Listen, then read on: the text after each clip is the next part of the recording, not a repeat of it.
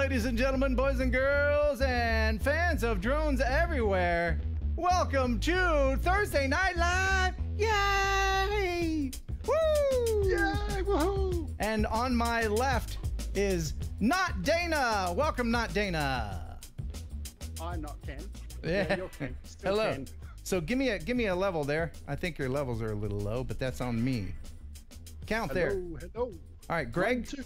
Greg Cooner is coming to us, filling in very graciously for Dana, who is hanging out with his sister for her birthday. We tried to move her birthday just for the show, but she wasn't having it.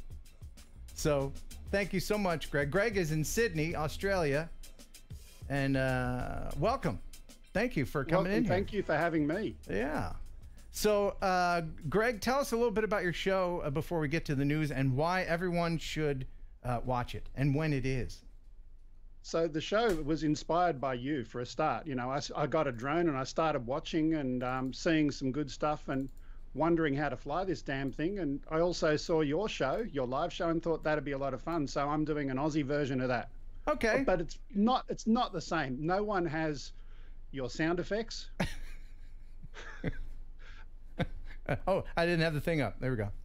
There we go. That's much better. No one has your sound effects, your comedy, your timing, and I definitely don't have the hair. Well, I don't have a head for radio. Oh, maybe no, I do. No, you don't. All right. Well, before we get to the news, it's time to thank the sponsor. That's what I was saying. That's the other thing I don't have, which is... Yes, it's the company that keeps the lights on. It is Pigeon Jerky, and they are the Cadillac of processed meats.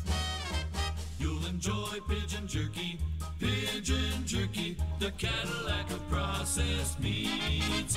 You'll enjoy Pigeon Jerky, and you'll give your family a treat. It's balanced nutrition to help them grow, yeah, and it's full of fiber to make them go. All right. You'll enjoy Pigeon Jerky, the Cadillac of processed meats. Yeah. All right. Oh, thank you. Is that I Am Wedge already? A super chat. Howie. I think he was probably trying to do happy. Howie, early birthday, Ken. Hit that like button. Oh, yes, and razzmatazz. When is your birthday? Hold on, I'm enjoying the razzmatazz. We're going to blow up the backwards bandwidth. My birthday is August 22nd. 1966! So go ahead and do the math there, fans. You can figure out how old and decrepit I am. In the meantime... Sometimes we're funny, sometimes we suck. It's time for the news! Stop the music. It's time for news. All right, from the newsroom, all the drone news that you'd ever want to know. It's Jeff Sills. Tell us all about it, sir. Well, I got some great stuff for you guys this week. There's just tons of news that have come out over the last week. This just in. 400 AGL. Mel, you know the show's free, right? We never charge you. $25 super chat. Thank you so much. And Steve Cross, let's get super chat going and smack the like. You guys are too good. Early birthday gifts. Thank you. And now back to the news. Okay, so to start it off, the Fox I-5 team decided that they were going to go and test the prison drone warning system. Oh yes, and at this point, it would be great if I had that video. But that was smooth, wasn't it? All right, here's the video now. 11, 12, 13, status on the east wall. This is a test of the Georgia prison drone detection system. This is only a test. The Department of Corrections gave the Fox 5I team permission to mimic the bad guys and the way they've been able to deliver contraband to inmates in true 21st century style. Is the drone flying right to their window? Absolutely. And they're just reaching out and grabbing it? Correct. Of all 33 state prisons, Autry is by far the biggest drone target. 67 sightings since last July, including this white DJI Phantom 3. It's also the first catch for Autry's experimental drone detection system. We've been quite successful with the system at Autry State Prison alerting that there's something or a drone in the area. Once authorities got it down, they discovered it was carrying 2 cell phones, 4 bags of crystal meth, 1 bag of marijuana, Wow. and 1 helpful fingerprint. Investigators say it belongs to Adrian Cornelius Beal. He should know Autry pretty well, huh? He should. He's been there. Investigators also managed to download video from that seized drone, showing a juvenile who lives nearby testing out his flying abilities just 4 days before it would crash. His stepbrother also served time at Autry. Authorities say that juvenile and his mother remain under investigation. Other arrests are expected. Okay, so if you're going to fly a drone into a prison with drugs and all kinds of contraband, don't you think you'd take the SD card out, you stupid dum-dum? I mean, wow. What And you an want to idiot. make sure you don't crash it there. I mean, it just goes to show you that most criminals are stupid. Yeah, I mean, And thankfully once so. Once they knew that the drone was there and they went chasing after it, the idiot trying to get away flew it into a tree, which was just brilliant. Yeah. He's going to have his Part 107 taken away for sure. Oh yeah, gee.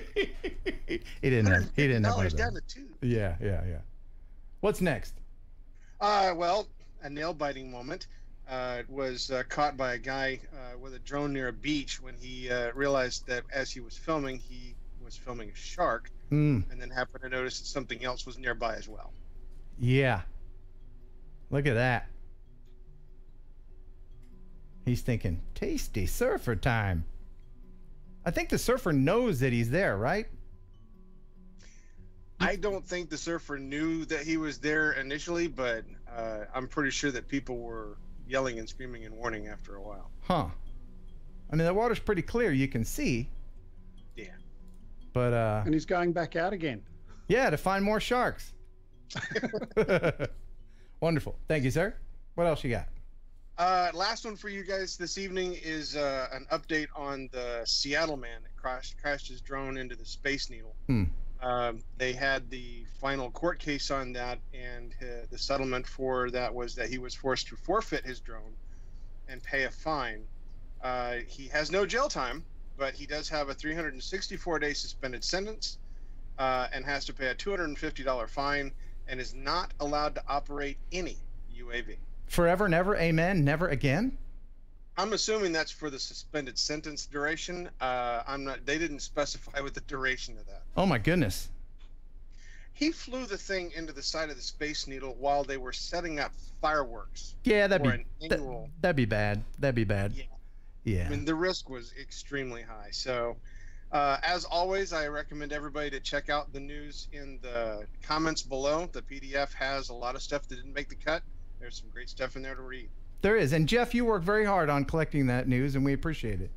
Sergey, is that how you say it? Sergey Beauregard? Hey, Ken, keep up the good work. Love your stuff. Thank you so much. I appreciate that.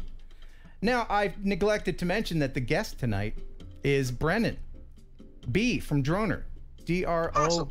D-R-O-N-R. That'll He be forgot. awesome. He forgot the E, but that's okay. Unlike you, Ken, he's already been to Australia. Yeah, he travels around, and he'll tell us about his travels. He travels for work. He's a professional drone pilot, and he's got a hairline like Greg's. Thanks.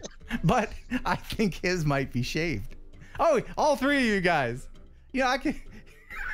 You guys, I've got an excuse. He doesn't. I use Wirecast. That's what caused mine. all your hair fell out from stress. Yeah. Okay, so tonight, the big prize is from PGY Tech. Pig Tech. I guess they're Chinese. I don't know. Pig Tech. It's a Mavic Air prize pack. This includes a landing pad, Mavic Air skin, control stick projector, a remote controller clasp, a lens hood, and landing gear extensions, plus a cool white box. A projector? I don't know what that is. It's a I don't know what that is. Can you watch movies on your drone But now? it's free if you win. And that's going to be a great little prize. Now, Jeff, you want to stick around because this story here, it might get some people's panties in a wad. Yeah. Okay. Have you heard about Casey Neistat? Have you heard about him? Like the latest? Yeah, I've been following that fairly closely. So. Okay, so I'm just going to go ahead and play a portion of his video, which is completely legal. And I'm sure he wouldn't mind me cross promoting him. He needs my measly subscriber base. Thank you so much. I can't read that name because of my specs. Who gave the super chat there? Guitario. Thanks for the laughs. Wait, wasn't that Guitario? Wasn't that a guy that did where's that song? I thought I had that song. Anyway, moving on. So we now join Casey in the middle of the Hudson Bay talking about how legal it is to fly this particular drone, and I've got some points to make while we watch this. So talk me through some of the legalities. Why are you allowed to fly from a boat? Well, we're flying as friends. Like, this is essentially us out having a good time with buddies. So this is hobbyist. This is me and Elaine. Like, exactly. We're flying for fun. We're also not flying over people. We're not flying in controlled airspace. What is this airspace? So we're directly over the Hudson. We're outside of LaGuardia, JFK, Teterboro, all that stuff. We're out of all of the aircraft approach and departure. And what about patterns? The heliport I see right there? So heliports, we just notify them. So it literally takes a phone call. We'll be operating a drone under 5 pounds. And we already did that. Exactly, we already did that. So it's simple. I mean, it's not for a commercial purpose. We're literally just out testing your new toy that we bought. So we're following the rules, which involves a boat, but we're still following the rules. Leave me alone, FAA. Please leave me alone. Or just contact me. Or contact this guy. Yeah, have fun flying that 7-pound, 5-pound Inspired too.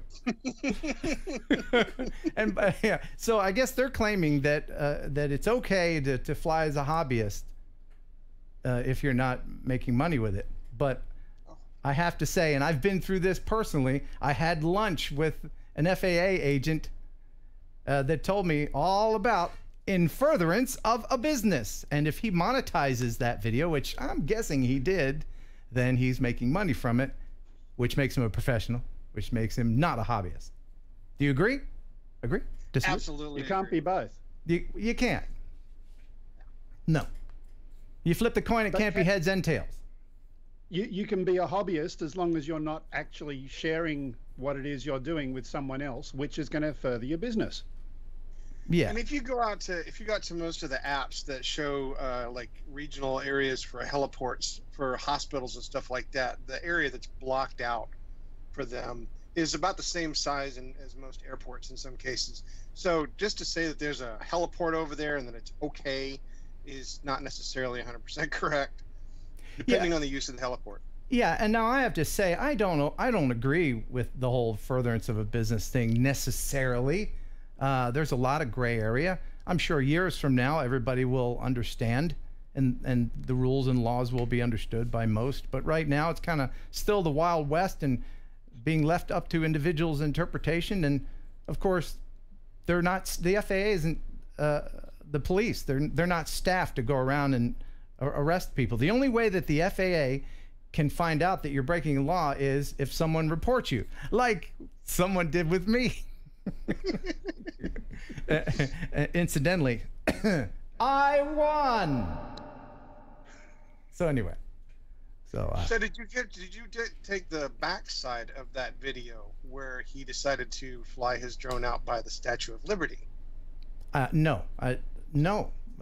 Yeah, because then they decided to fly the drone out by the Statue of Liberty, which has a national park designation, which means that you can't fly within 400 feet of that particular area. Right. And where were they piloting from?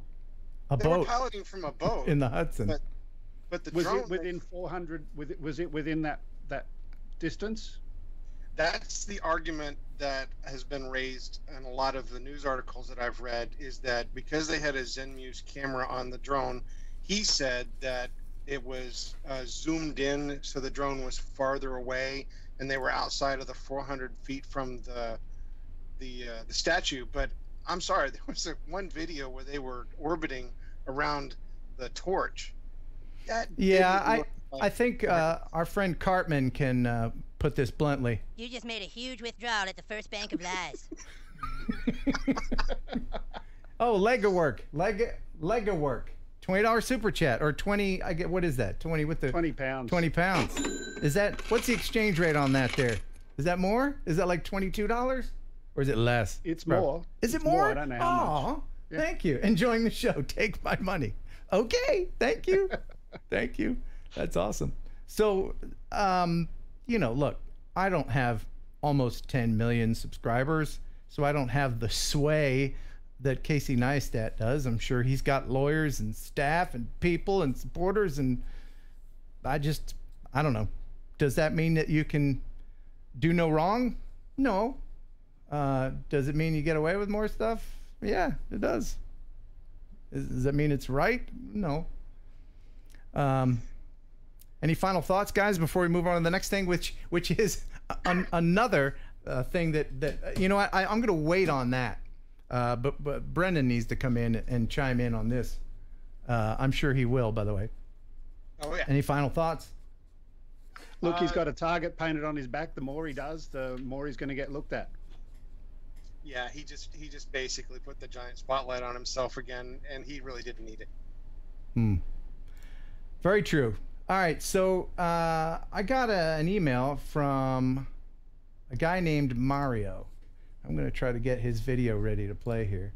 You remember Matthias Allring, our buddy? Yes, sir. Who backwards flying. Yeah, he flies backwards like nobody's business. It's crazy how good he is. Well, I got this email here. It says, "Hello, Ken. I'm Mario from the Drone Pilot channel. I share this video for when you do a compilation of extreme dronies. I've learned it by watching your video with the Swedish Matthias. I'm a faithful follower of your channel. Greetings from Switzerland." So Mario from Switzerland did this little video. Enjoy.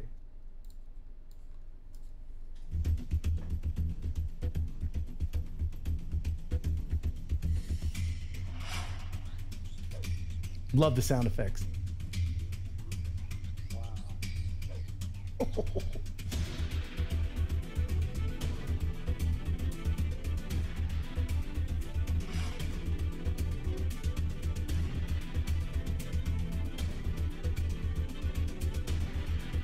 Voy a hacerlo desde aquí. Pienso que de aquí tengo más